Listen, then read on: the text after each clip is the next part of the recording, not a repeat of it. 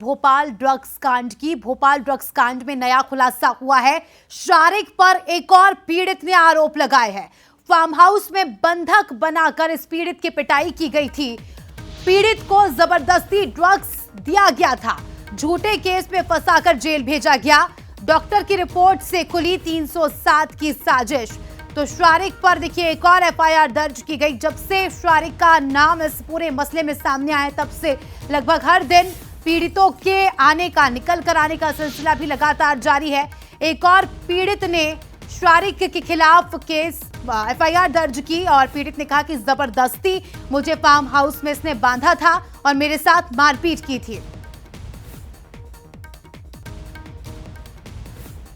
तो ये मुझसे नाराज हो गया और उसने दूसरे या तीसरे दिन मेरे ऊपर 3 या 4 लोगों के साथ आकर हमला किया।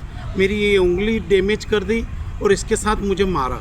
और जब मैं थाने में गया तो पता पड़ा मेरी रिपोर्ट लिखने से पहले ही इसने मेरे खिलाफ एक रिपोर्ट दर्ज करा दी और वो भी 307 में मेरे खिलाफ झूठा मुकदमा दर्ज करा दिया।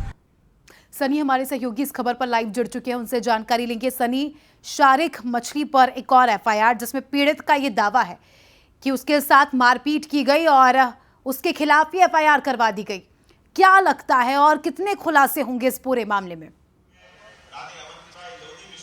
जी बिल्कुल, भोपाल ड्रग्स कांड में चौंकाने वाले लगातार खुलासे हो रहे हैं, लेकिन अब शारिक मछली की मुश्किलें और बढ़ती जा रही हैं। जिस तरह से शारिक के खिलाफ जो है पीड़िताओं की लंबी लिस्ट भी तैयार हो गई है। एक और पीड़ित ने जिस तरह से लगातार जो है उन पर आरोप लगाए, अपहरण का यह आरोप गंभीर आरोप लगाया गया है।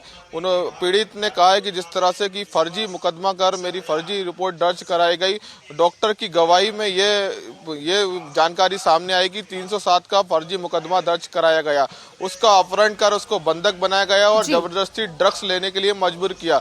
इस मामले में लगातार पीड़िता का जिस तरह से आरोप लगाया, पुलिस ने उस आरोप को जांच में ले लिया। लगातार पूछताछ की जा रही है। ड्रग्स कांड में सभी आरोपियों को जेल में भेज दिया गया, उनसे पूछताछ भी लगातार की जा रही है। लेकिन अब तक जो संदिग्ध हैं उनसे भी पूछताछ लगातार जारी है। इस मामले में जो है चौंकाने वाले रोजाना खुलासे हो रहे हैं। अब देखना होगा पुलिस इस पीड़ित के मामले पर, शारिक पर क्या कुछ एफआईआर करती है।